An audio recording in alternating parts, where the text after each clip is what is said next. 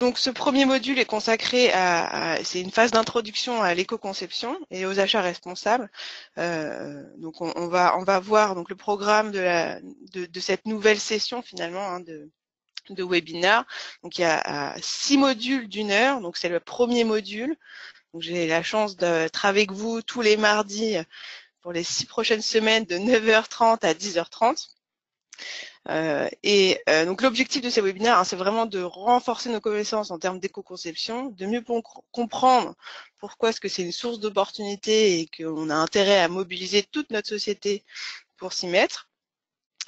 Et donc l'idée, c'est de pouvoir vous donner quelques clés pour savoir comment vous lancer, et identifier des actions, et surtout vous expliquer comment est-ce que les emballages sont recyclés et qu'est-ce qu'on peut faire en termes d'éco-conception pour améliorer cette recyclabilité. Donc le module 1, c'est vraiment une introduction. Donc on va vous présenter donc qui est Citeo, qu'est-ce que l'éco-conception et on va voir comment est-ce qu'on peut convaincre sa société de se lancer dans une démarche d'éco-conception des emballages. Et ensuite quelques actions clés qui vous permettent de mieux comprendre comment mettre ça en place. On finira par cette session de questions-réponses. Donc n'hésitez pas à poser vos questions.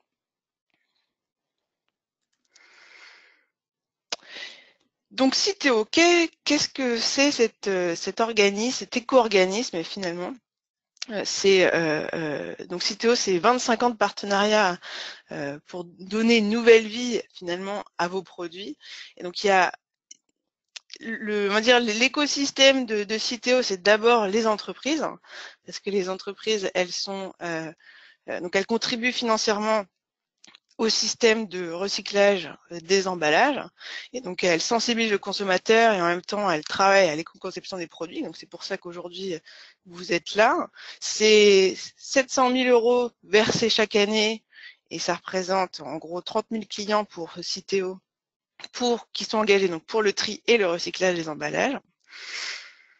On a également le citoyen qui fait partie de l'écosystème finalement de Citeo, qui s'engage via le geste de tri, parce que tant qu'il n'y a pas de geste de tri, finalement, le recyclage, il peut pas se faire. On a, pour vous donner quelques chiffres, il y a 88% des Français qui trient leurs emballages, mais finalement que 48% le font systématiquement. Donc, en gros, 1 sur 2 de notre société le trie systématiquement, et c'est vraiment un geste qui est ancré dans son quotidien. Donc, je peux vous poser la question si aujourd'hui vous triez systématiquement ou pas vos emballages en tant que citoyen. Et je vous invite à le faire pour qu'on puisse progresser dans ce sens-là. On a également les collectivités qui organisent du coup la collecte et le tri, et elles sensibilisent également le citoyen à son geste de tri.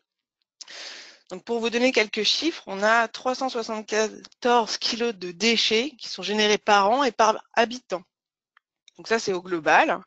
Et on a 50 kilos, ça représente à peu près 50 kilos d'emballages qui sont ménagés. On a 21 kilos de papier également qui sont triés. Donc ça reste quand même une part assez importante de ce gisement de déchets finalement. Et enfin, on a les opérateurs qui travaillent également avec Citeo, puisque c'est eux qui vont, du coup, une fois que les collectivités auront collecté et trié, c'est eux qui vont recycler et valoriser la matière pour en faire de nouveaux matériaux, de nouveaux objets. Donc aujourd'hui, on a 70% des emballages qui arrivent chez les recycleurs et 59% des papiers qui sont également recyclés. Donc tout ça, ça se fait principalement en France parce qu'on a quand même un parc d'entreprises qui sont relativement actifs en France. 84% finalement des opérateurs avec qui on travaille sont français, et en Europe, on en a 15% également. Citeo, c'est une entreprise privée, mais qui est encadrée par l'État finalement. Hein. C'est vraiment un statut privé qui a une mission d'intérêt général à but non lucratif et qui est sous agrément de l'État. C'est-à-dire que l'État va émettre un cahier des charges tous les 6 ans et qui va définir les missions que doit faire un éco-organisme pour gérer la fin de vie des emballages. Donc chaque année, on a finalement l'État qui est garant finalement que le tri et le recyclage se passent correctement. Donc le rôle et nos missions finalement en tant qu'éco-organisme, hein, c'est d'organiser la collecte, le tri et le traitement des emballages et des papiers, le tout à un meilleur coût. On va également piloter des programmes de recherche pour essayer de développer la collecte, le tri et le recyclage. Donc on va faire notamment via des actions d'éco-conception par exemple, essayer de faire progresser les process industriels pour qu'on soit toujours de plus en plus performant. Et également, on va informer, sensibiliser le citoyen en geste de tri. Parce que comme je vous le disais précédemment, tant que le citoyen ne fait pas ce geste de tri, il est compliqué d'arriver à les collecter. Aujourd'hui, c'est vraiment le premier levier qui commence la chaîne finalement. Donc Citeo apporte des réponses également et répond à 5 besoins qu'on a essayé qui sont représentés là. Tout au long du cycle de vie donc de vos emballages et papiers. Donc une des premières choses, donc aujourd'hui on est là pour l'éco-conception, donc ça permet de répondre à un besoin d'éco-concevoir. On va essayer de faciliter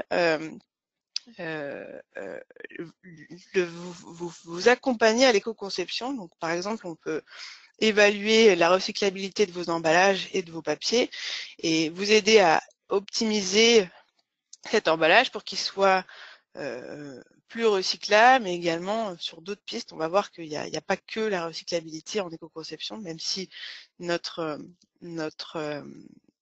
action en tant que Citeo, c'est de faciliter la recyclabilité. Il y a également d'autres leviers. Et l'idée, c'est vraiment de réduire l'impact environnemental en faisant de l'éco-conception. On va également communiquer. On va vous aider à communiquer sur vos engagements et notamment si vous faites une démarche d'éco-conception, et bien comment est-ce que on peut communiquer auprès du grand public ces actions. Et on a également, donc il y a une phase qui est assez importante quand même dans l'écosystème de Citeo, c'est la déclaration. Je pense que vous avez, comme toute société, c'est quand même c'est un moment assez important pour vous. Donc l'idée c'est d'arriver à simplifier cette déclaration et d'être toujours proposer en tout cas une déclaration qui soit de plus en plus simple, même si je sais que pour certains c'est pas toujours évident et que on a des systèmes qui évoluent presque chaque année. Mais l'idée c'est d'arriver à simplifier cette déclaration. On va du coup collecter. On va donc profiter du dispositif de collecte, du tri et du recyclage. Donc aujourd'hui, on a quelque chose qui est quand même assez solide en France, qui est pérenne, puisque ça fait déjà plusieurs années qu'on a ça en place et on essaie d'être de plus en plus innovant et performant. Et enfin, on essaie de vous apporter une vision des évolutions possibles et du coup d'essayer d'anticiper sur ce qui va se passer. Donc on vous donne une veille réglementaire notamment, on vous donne une veille en termes d'innovation. Et notamment avec tous les programmes de R&D qu'on a et pour essayer de, vous avez une innovation packaging par exemple sur le marché, est-ce que aujourd'hui elle va bien s'intégrer dans la filière du recyclage française ou est-ce que comment est-ce qu'on peut innover pour que des problématiques qu'on a aujourd'hui sur la recyclabilité de l'emballage ne le soient plus grâce à l'innovation. Citeo propose du coup plusieurs services qu'on retrouve ici, collecter, déclarer, éco-concevoir, communiquer, anticiper. Donc chaque besoin finalement on a finalement plusieurs outils, on va dire plusieurs niveaux pour accéder à ces services-là.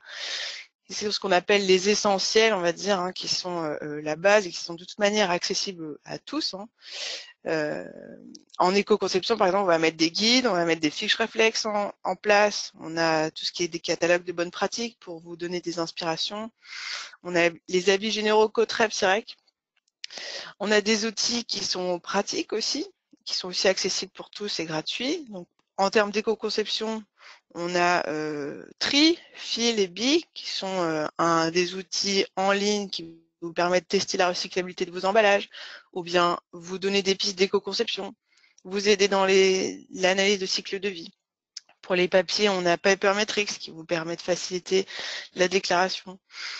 On a des fiches RSE, voilà. Donc on a toute une batterie d'outils qui sont disponibles pour vous accompagner dans ces démarches-là.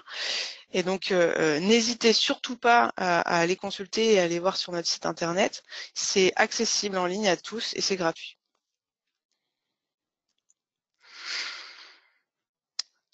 Passons au vif du sujet, vraiment, qui sont l'éco-conception des emballages.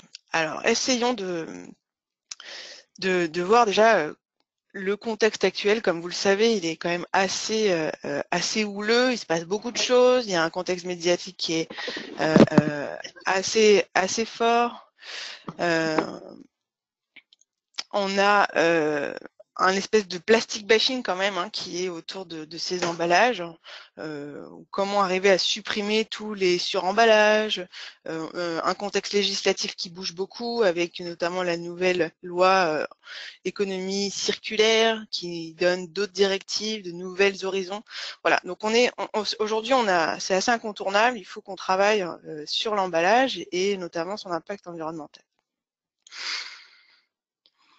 Avant de se poser la question d'avoir comment on peut éco-concevoir, j'aimerais juste que l'on prenne un petit peu de temps là concernant cette vidéo-là, qui est, je ne sais pas si vous la connaissez déjà, mais on va pas la regarder en ligne là tout de suite parce que en termes de débit, ça ne marchera pas, mais vous aurez les slides et vous pourrez la voir avec le lien qui est juste en dessous. Mais c'est une vidéo qui présente un consommateur qui va dans son supermarché et qui est, si l'emballage n'existait pas, donc un monde sans emballage, qu'est-ce que ça donnerait? Et donc on le voit qui va chercher donc ces tranches de jambon qui ne sont du coup en vrac, mais le vrac qui n'a même pas d'emballage pour pouvoir récupérer une partie. Donc ça se veut assez humoristique, mais qui est assez vrai. Qui montre que si on avait un monde sans emballage, ce serait un petit peu compliqué. Et une des premières rôles, on va dire, de l'emballage, c'est vraiment de pouvoir le transporter, le conserver et protéger l'élément. Si en plus c'est un aliment et une denrée alimentaire, ça va également le protéger éventuellement des salissures extérieures. Donc il y a vraiment un rôle, cet emballage, il a un vrai rôle, et sans passer à 100%, ça reste quand même un gros défi, et de ma vision, ça me paraît quand même assez compliqué. Donc dans ce monde où on est quand même obligé d'avoir un emballage, est-ce que vous avez une idée de l'impact environnemental quelle est la contribution moyenne de l'emballage dans l'impact environnemental d'un produit global, parce qu'un produit, finalement, c'est un couple produit-emballage. Donc, je vous pose la question, est-ce que vous avez cette vision-là? Donc, n'hésitez pas à répondre sur le chat, là. Quelle est, selon vous, la part de l'emballage dans sa contribution sur l'impact environnemental? Alors, d'ailleurs, il est...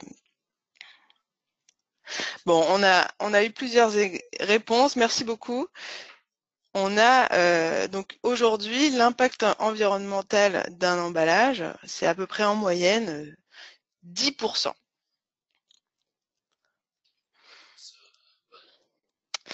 Donc c'est parfait, merci pour vos réponses. Donc c'est environ 10%.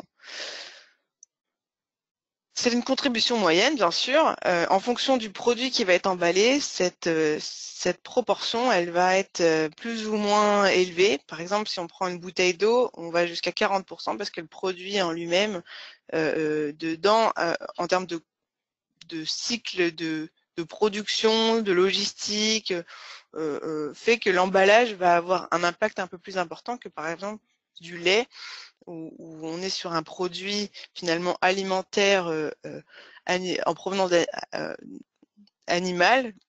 Du coup, son impact environnemental va être un peu plus impactant que de l'eau, par exemple.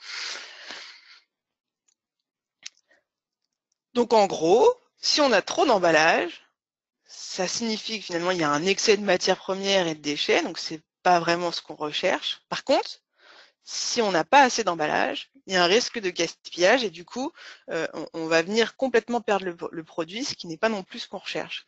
Donc, il y a un juste milieu à trouver et finalement, un emballage optimal, c'est un minimum d'impact environnemental. Parce que l'idée, c'est de ne pas perdre le produit à la fin. Donc, du coup, si on dit que c'est 10%, 10%, finalement, c'est pas si important que ça. C'est pas mal la partie majoritaire. Alors pourquoi est-ce que on a autant de, on va dire on en parle autant? Pourquoi est-ce qu'il faut absolument agir sur l'emballage et pas sur les autres leviers? Voilà. Et donc aujourd'hui, pourquoi est-ce qu'on est aussi impliqué finalement dans la réduction de l'impact environnemental de l'emballage? C'est parce que c'est vraiment la partie visible. C'est aujourd'hui, une fois qu'on a consommé son produit, c'est vraiment ce qui reste et c'est ce qu'on voit. Donc il faut qu'on arrive à agir là-dessus. Donc si on reprend la définition d'une éco-conception, qu'est-ce que c'est? Donc il y a le mot concevoir. Donc concevoir un emballage, finalement, c'est développer un emballage qui réponde à des enjeux multiples.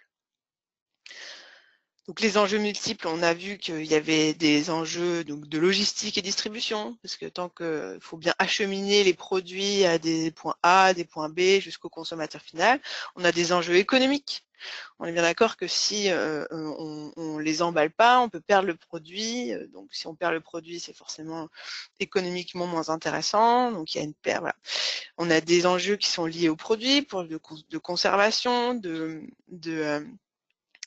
sécurité sanitaire. On va avoir des enjeux liés à la production, des enjeux réglementaires, parce qu'aujourd'hui il y a pas mal d'informations qu'il faut mettre sur le packaging d'un point de vue réglementaire, les ingrédients par exemple pour l'alimentaire, ou alors des informations de sécurité pour des produits non alimentaires pour la bonne utilisation du consommateur. Il y a aussi des attentes consommateurs, c'est-à-dire que le consommateur, il a besoin de savoir ce qu'il achète. Donc, souvent, on prend des produits et on regarde sur le packaging ce qui est marqué. Donc, il y a il y a plusieurs enjeux. Et l'éco-conception, finalement, c'est prendre en compte tous ces enjeux tout en limitant les impacts sur l'environnement. Et donc, c'est vraiment d'avoir cette vision-là. Éco-concevoir, c'est prendre en compte l'environnement, c'est intégrer l'environnement dès la conception de l'emballage et dans les critères d'achat. Donc il faut que l'emballage remplisse son rôle, voire améliore le service rendu et l'attractivité pour le consommateur, tout en réduisant les impacts sur l'environnement et toutes les étapes à toutes les étapes de sa vie.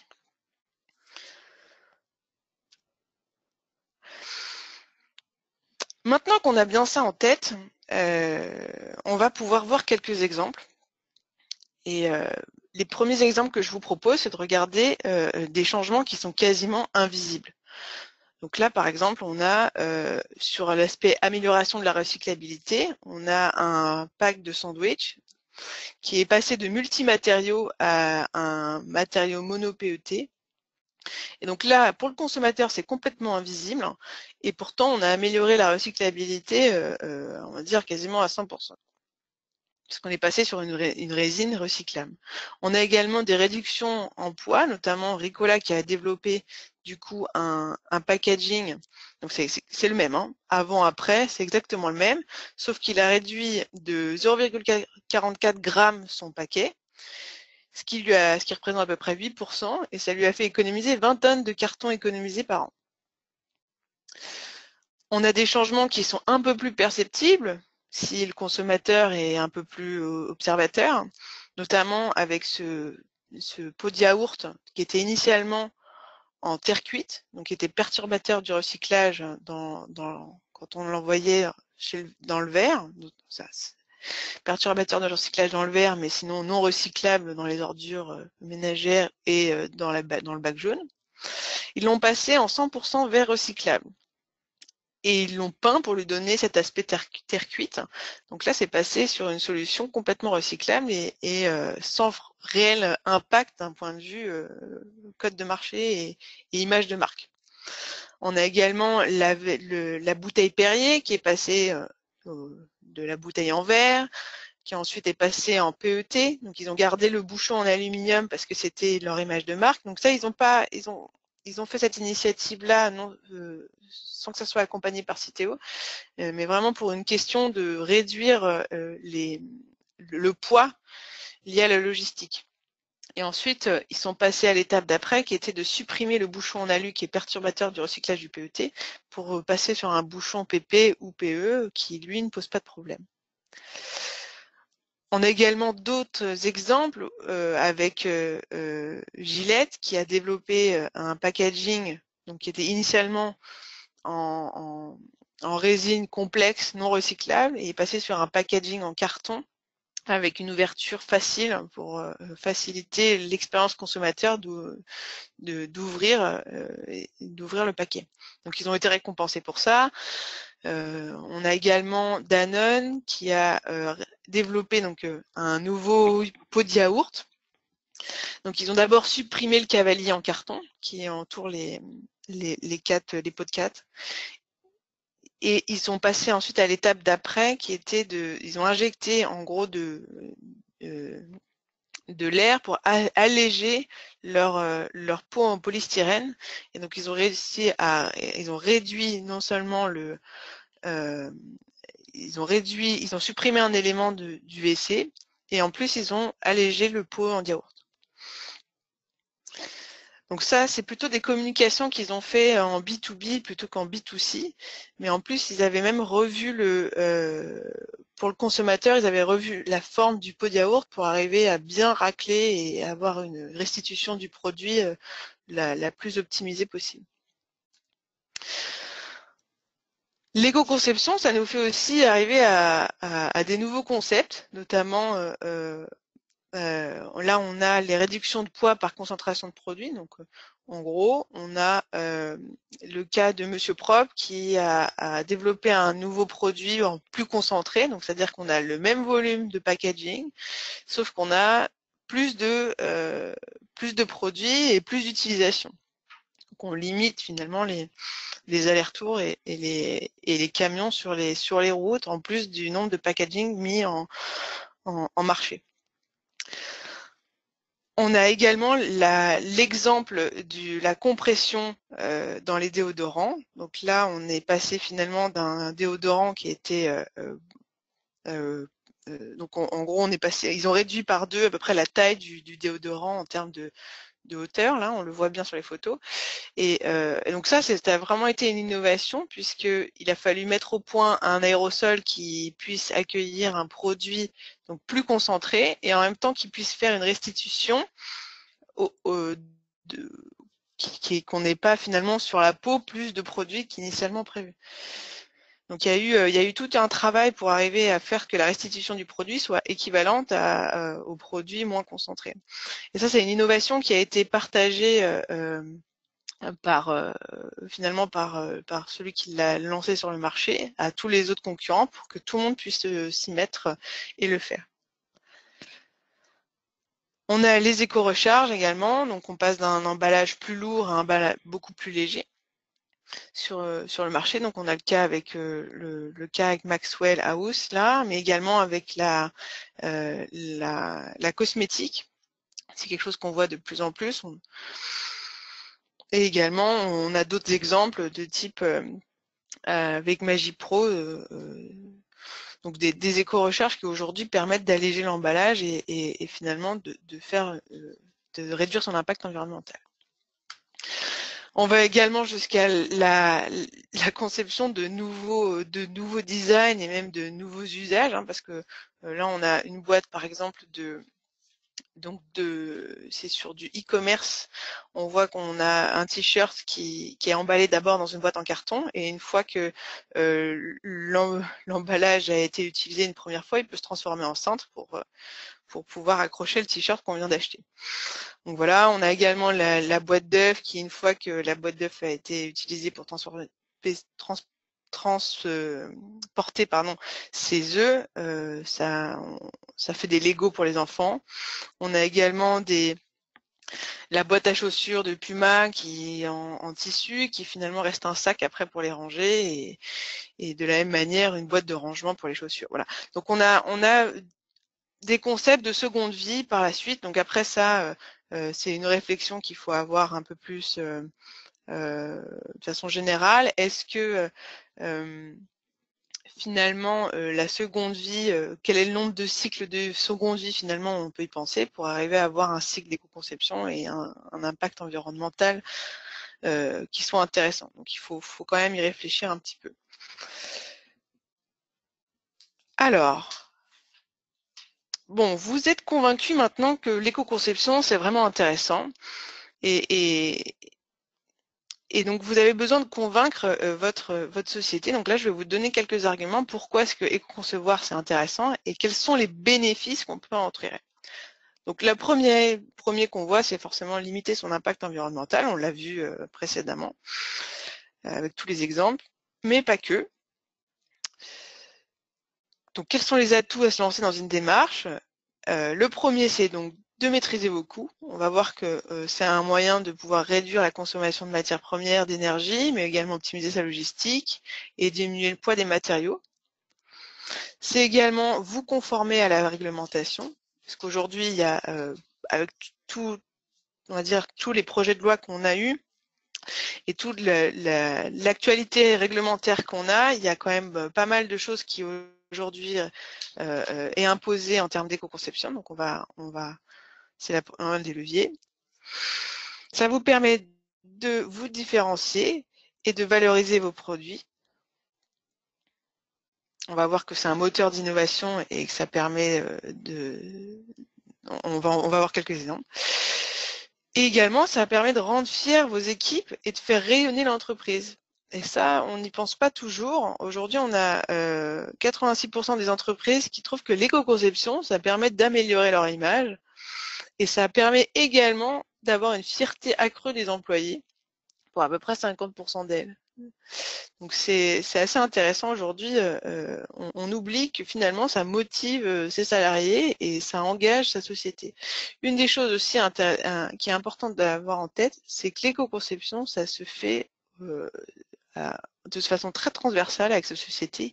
On a besoin d'engager toute sa société dans la démarche pour pouvoir à mener des projets finalement qui touchent tout le monde, quoi. C'est-à-dire que si aujourd'hui on décide de mettre de l'emballage, de revoir l'emballage d'un produit, eh bien il faut engager plusieurs, on va dire, pans de l'activité, le marketing, la logistique, le process, puisque ça peut revoir certains process, voilà. Donc c'est aussi un beau projet transversal à mettre en place au sein de sa société. Donc qu'est-ce que ça veut dire éco-concevoir et ça permet de maîtriser ses coûts? Eh bien, éco-concevoir, c'est utiliser moins de matières premières. Si par exemple on décide d'alléger, on peut incorporer de la matière recyclée ou biosourcée.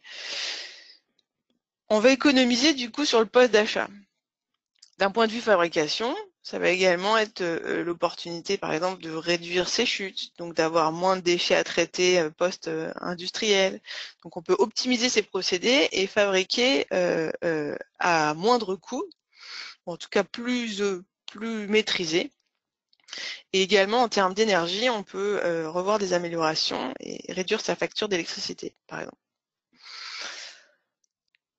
On va pouvoir améliorer la logistique. Est-ce que si par exemple j'ai allégé mon produit, est-ce que d'un point de vue logistique c'est intéressant? Si je revois mon packaging, est-ce que je suis capable d'en mettre plus sur ma palette et donc améliorer la palettisation? Donc on va avoir un coût réduit en logistique. Est-ce que je peux limiter du coup le nombre de camions pour transporter la même quantité de produits? Également, on peut réduire ces déchets, notamment si on a moins de déchets à traiter finalement au final, puisqu'on en met moins on en met moins en mise en marché. Eh bien, on économise sur le traitement des déchets et notamment sur la contribution à Citeo.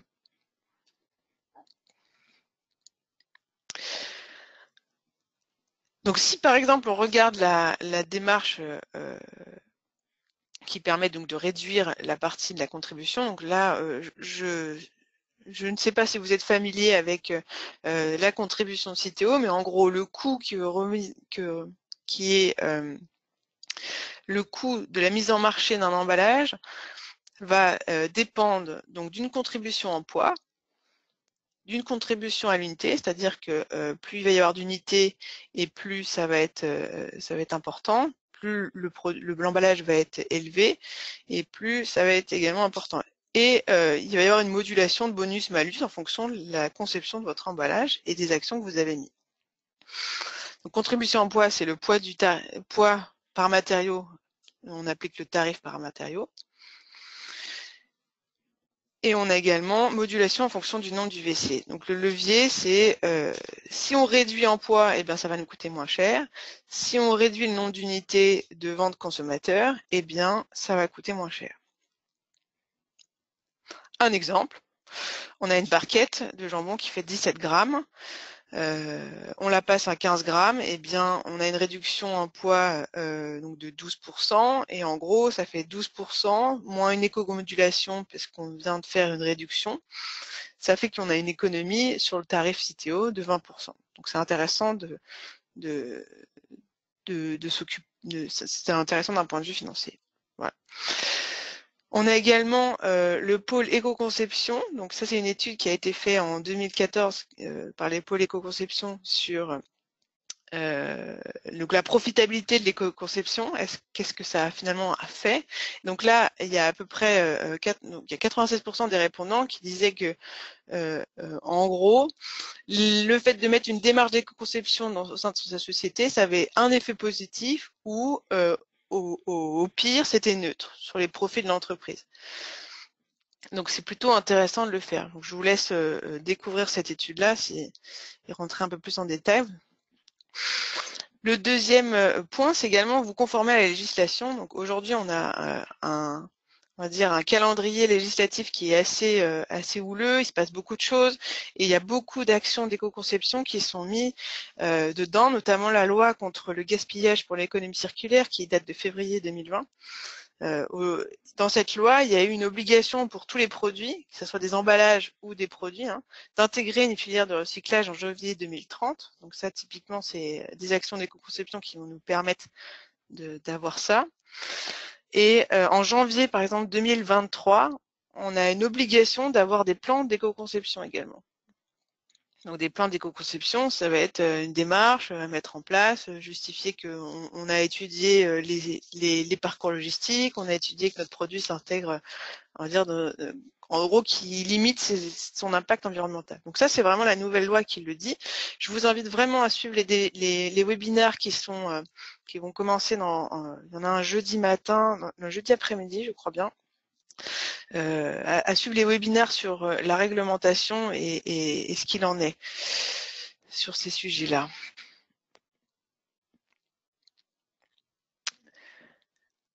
L'éco-conception, donc on a vu que c'était également un moyen donc de limiter les risques, notamment que ce soit environnementaux, au niveau de la réglementation, mais il y en a d'autres.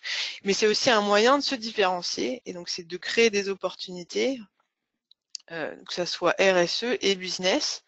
Notamment, on s'est rendu compte, avec l'étude Shopper qui a été réalisée par Citeo en 2018, que la recyclabilité, c'était le premier critère d'un emballage respectueux de l'environnement pour le consommateur. Donc en gros, 70% des acheteurs du rayon ultra frais estiment que le pack sans cavalier carton respecte mieux l'environnement, par exemple. Et on a 63% des consommateurs qui classent spontanément la recyclabilité comme premier critère d'un emballage respectueux de l'environnement. Donc c'est vraiment un moyen de se différencier.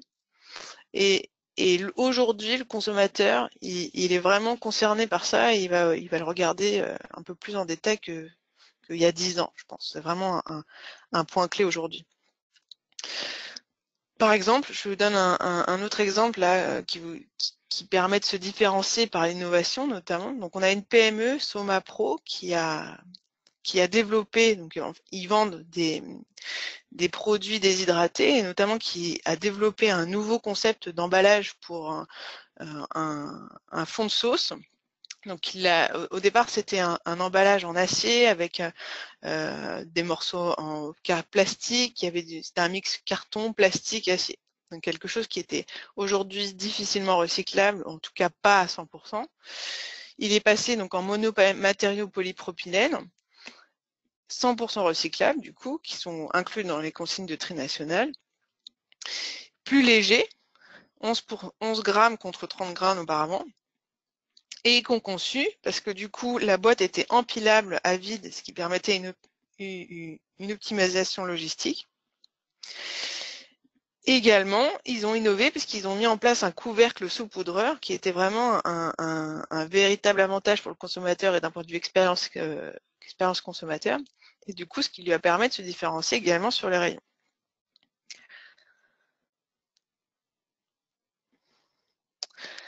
Donc, on a vu qu'il y avait plusieurs manières d'éco-concevoir. Donc, si on résume un petit peu comment éco-concevoir, on a donc plusieurs leviers. Donc, on peut intégrer de la matière recyclée.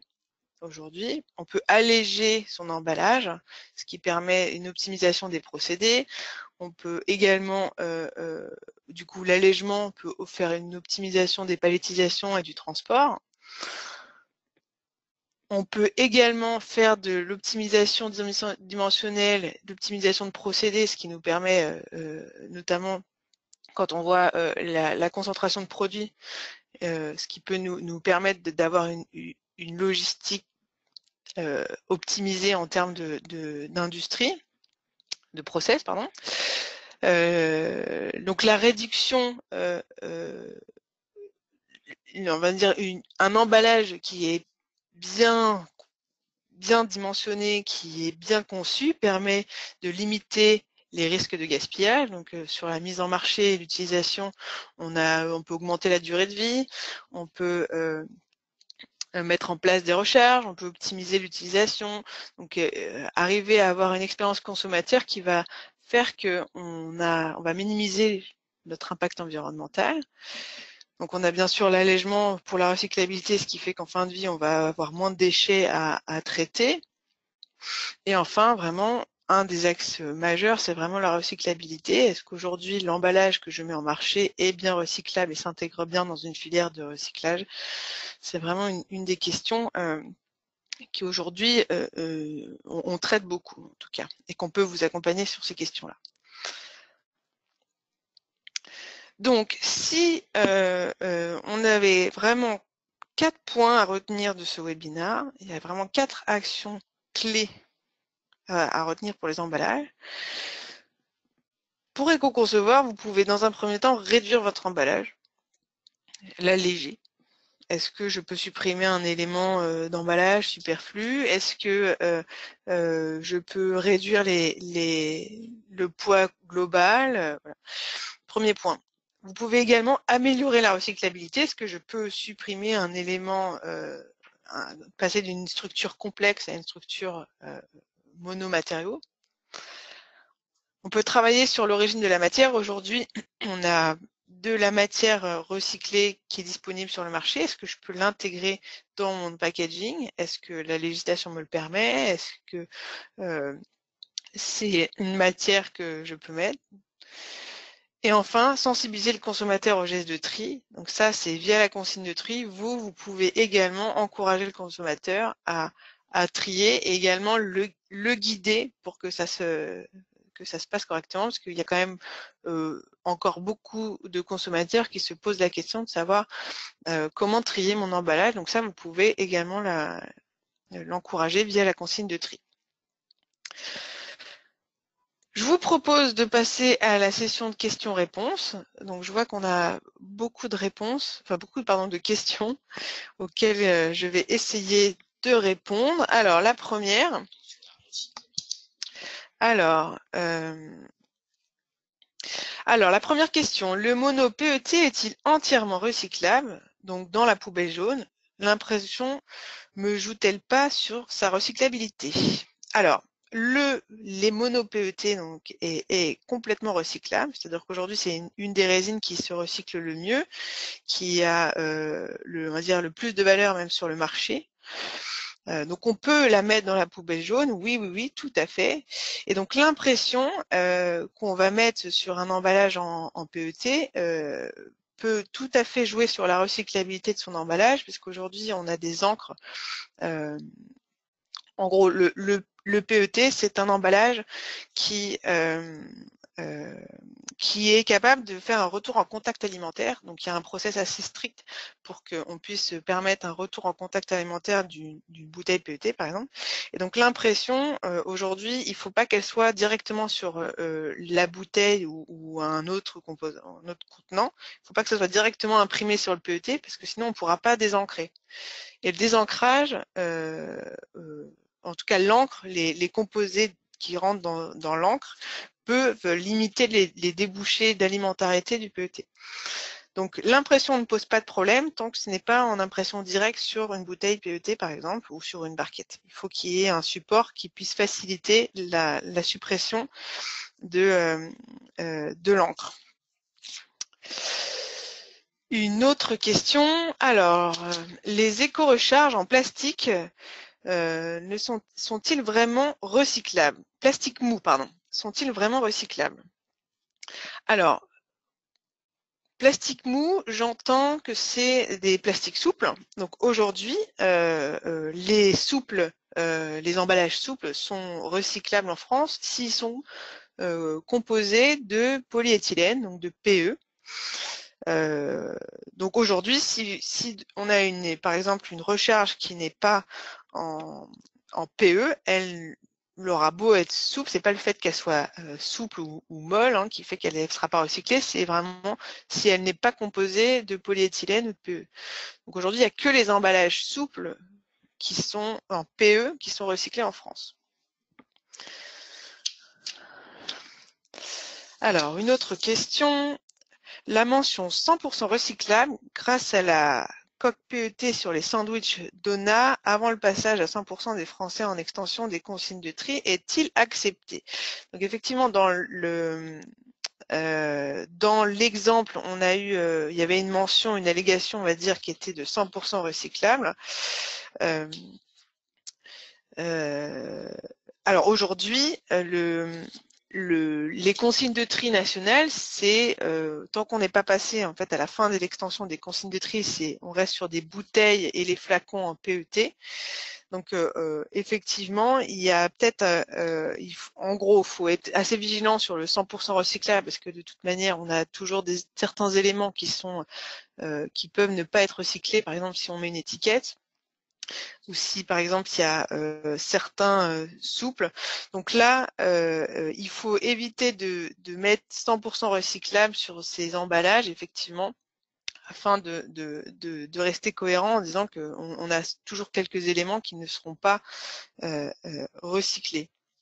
Et tant qu'on n'a pas passé aux extensions des consignes de tri, effectivement, il faut éviter de mettre mettre des flux de l'extension qui ne sont pas dans les consignes nationales actuellement. Donc les bouteilles et les flacons, aujourd'hui on n'est que sur les bouteilles et les flacons. Ça va changer, mais on n'y est pas encore. Alors, question, qu'en est-il des plastiques biosourcés? Fibres de bambou, végétales, pas de pétrole. Alors, on a donc les plastiques biosourcés, finalement, l'origine de la matière, c'est si c'est pour faire, par exemple, du PET biosourcé, en partie, à la fin, ça sera toujours du PET. Donc, la résine PET, qu'elle soit biosourcée ou non, elle sera de toute manière recyclable dans la filière de recyclage actuelle française du PET, donc ça ne pose pas de problème. Si par exemple on a des nouvelles matières qui sont du coup ici du biosourcé, typiquement le PLA ou des fibres de bambou, végétales ou autres, du coup qui ne sont pas les résines classiques aujourd'hui qui représentent 90% du gisement d'emballage, aujourd'hui on ne pourra pas les recycler parce qu'on n'a pas de filière de recyclage en gros capable de les prendre.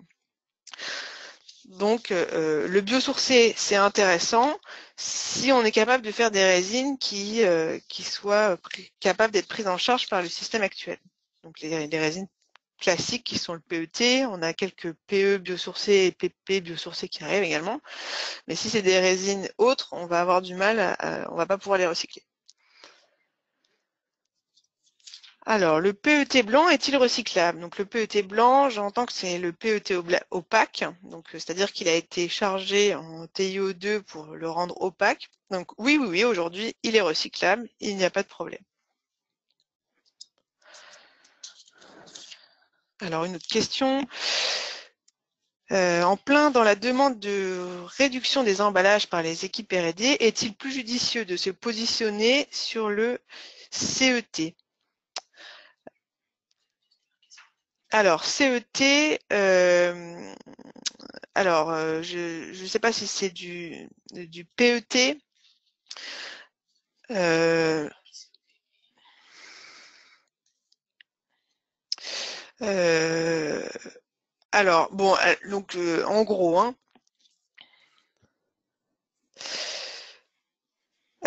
donc si c'est du, bon, faudrait peut-être préciser le CET. Effectivement, je ne vois pas de quelle résine on parle, mais en gros, aujourd'hui, les résines qui sont recyclables, c'est du PET. On va avoir du PE, PP. On va également avoir, en tout cas en termes plastiques, ça va être les principales. Alors, une autre question, est-ce qu'un PE imprimé en direct est recyclable? Donc là, le PE imprimé, donc là, effectivement, donc, si on est sur du PE souple, il ne va pas y avoir de problème. On va être capable de le recycler parce qu'aujourd'hui, il n'y a pas de critère d'alimentarité, c'est-à-dire qu'on n'est pas capable de refaire du PE contact alimentaire recyclé. Donc du coup, on n'a pas, il n'y a pas de problème. C'est peut être recyclé. Par contre, si c'est une bouteille, il est quand même préférable d'avoir une étiquette. Hein. Si c'est en PEHD pour faire une bouteille, il est préférable d'avoir une étiquette imprimée pour pouvoir séparer l'encre, toujours pour le même principe.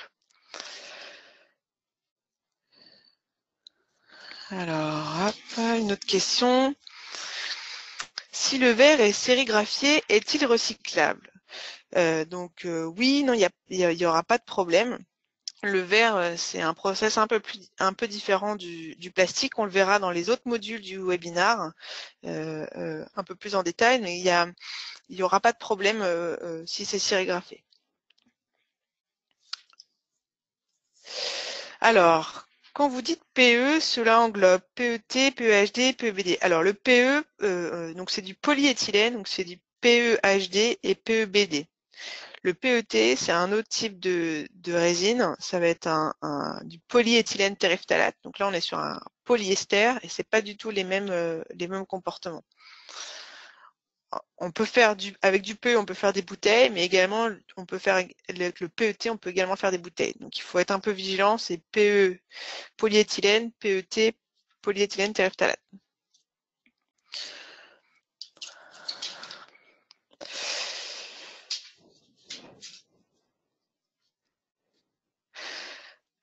Alors, donc j'ai une question concernant l'exemple de fond de sauce, pardon, qui était pourquoi est-ce qu'une boîte PP serait plus vertueuse que la boîte en acier?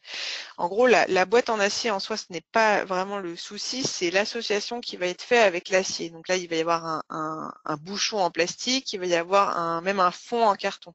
Donc en fait, il y a plusieurs éléments finalement, plusieurs associations de matériaux qui fait que ça limite la recyclabilité. Parce que finalement, l'emballage ne va partir que dans un flux spécifique pour être recyclé. Donc on ne pourra pas recycler à la fois l'acier, à la fois la partie plastique et à la fois la partie carton au sein même d'un recycleur. Mais on le verra dans les modules suivants et je pense que vous y verrez un peu plus clair là-dessus.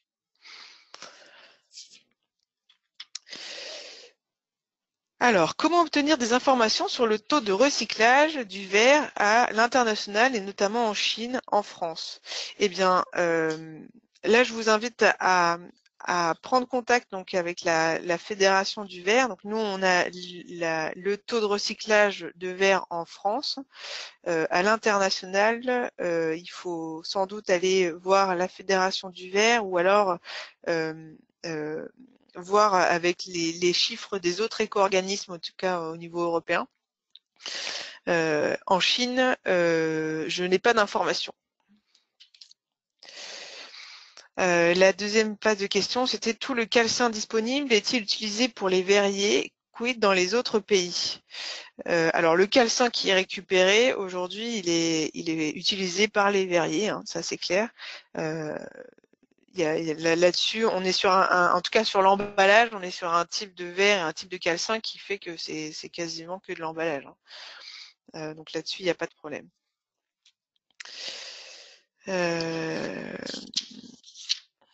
Alors, une autre question, où trouver les informations applicables dans divers pays pour les consignes de tri?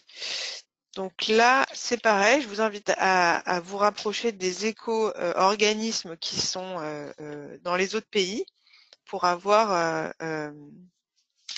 les consignes de tri spécifiques là-dessus.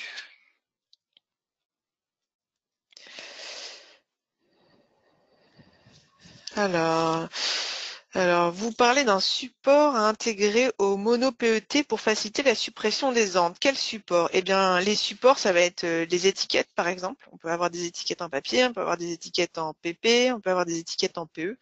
Donc, c'est ce type de support-là dont je parle pour compléter.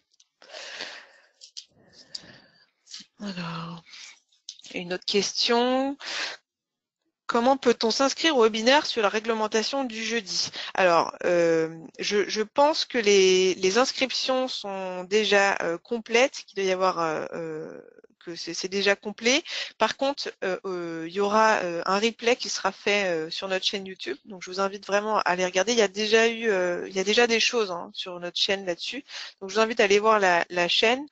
Et sinon, il faut aller sur le site internet. Vous allez sur notre site internet et vous avez les formations webinaires ou les services et vous allez trouver la page avec les dates des prochains webinaires, tout confondu.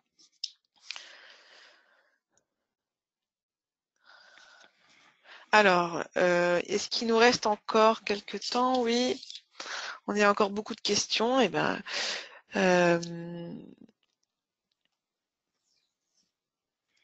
pourquoi donc les bouchons PP sont recyclables et pas les étiquettes? Alors les bouchons PP sont recyclables, tout à fait. Les étiquettes, donc les étiquettes, en gros, elles vont être vecteurs, elles vont permettre d'apporter l'information et avoir l'encre. Donc l'idée, c'est de pouvoir séparer l'encre, notamment sur des bouteilles PET, mais également sur les bouteilles PP et PE. On va chercher à éliminer les encres et les étiquettes. Donc aujourd'hui, les étiquettes, on ne cherche pas à les recycler, elles vont être orientées souvent pour faire du CSR, qui sont du combustible solide de récupération. Donc c'est en gros ça va être un combustible qui va être utilisé pour les cimenteries qui ont un besoin énergétique assez important. Et donc aujourd'hui, on va chercher à recycler l'élément majoritaire d'un emballage qui est, dans ce cas-là, une bouteille, puisque c'est ce qui représente en termes de poids l'élément majoritaire.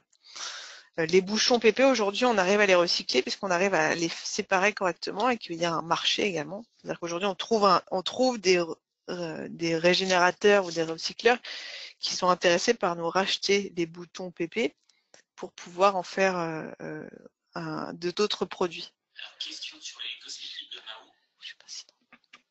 J'espère que vous m'entendez. On va lire les questions parce qu'il y en a beaucoup et on passe beaucoup de temps à les écrire, donc on voudrait répondre au maximum de questions. Déo en stick est recyclable ou pas? Sur Internet, il dit que non. Sur votre appli, ils disent que oui. Les tubes de crème avec des résidus de produits sont-ils vraiment recyclés? Mais je peux les dire. Il y a un ressort en acier. Est-il recyclable?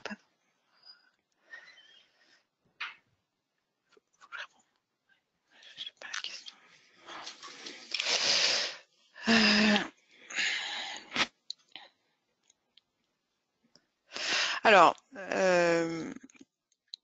donc là, on parle de l'application tri, j'imagine. Donc les tubes de crème avec des crèmes avec des résidus de produits sont-ils vraiment recyclés? Donc le résidu de produit dans un emballage ne pose pas de problème. C'est-à-dire que aujourd'hui, on demande aux consommateurs de vider le produit avant de le mettre dans le bac jaune, mais aujourd'hui, les recycleurs sont capables d'arriver à gérer ce résidu. Donc ça pose pas de problème. Ce qui va déterminer la recyclabilité, et on le verra dans les modules prochains, c'est vraiment la matière, les éléments qui rentrent dans la composition de l'emballage. Donc plus un emballage va être multimatériaux, moins il va être recyclable. Donc il faut en gros, il faut vraiment s'orienter vers un monomatériau le plus possible. Donc ça dépend de, là je ne sais pas quel est le DO ou quelle est la composition de cet emballage spécifique, mais en fonction des éléments qu'on rentre dans nos applications, notamment tri, il y a certaines règles de recyclabilité qui sont appliquées. Mais on verra ça dans les prochains webinaires. Je pense qu'on va prendre peut-être une dernière question. Donc là, il y a une question, combien de fois est recyclé le plastique? Eh bien, cette question-là, donc aujourd'hui, on dit que le plastique, on peut le recycler jusqu'à 7 fois. Mais c'est une question techniquement, on a un petit peu de mal à avoir des éléments factuels, mais en gros, on dit que c'est 7 fois jusqu'à ce que la matière devient trop dégradée pour être de nouveau utilisable pour, par exemple, en faire une bouteille. Donc voilà. Eh bien, écoutez, en gros, les questions auxquelles on n'aurait pas répondu, on va vous les envoyer par mail. On verra les questions-réponses qui auront été vues pendant cette session-là. Donc, on va finir de répondre aux questions. Et puis, je vous donne donc rendez-vous la semaine prochaine à la même heure, 9h30. Et on attaquera le module 2, donc comment sont triés et recycler les emballages. Donc on rentrera un peu plus dans le détail sur le dispositif en place, notamment qu'est-ce que c'est que la REP. Et on verra pourquoi est-ce que certains éléments sont problématiques à recycler en mélange avec les autres. Vous aurez ces réponses-là. Eh bien écoutez, je vous remercie, je vous dis à la semaine prochaine et très bonne semaine à vous. Au revoir et à bientôt.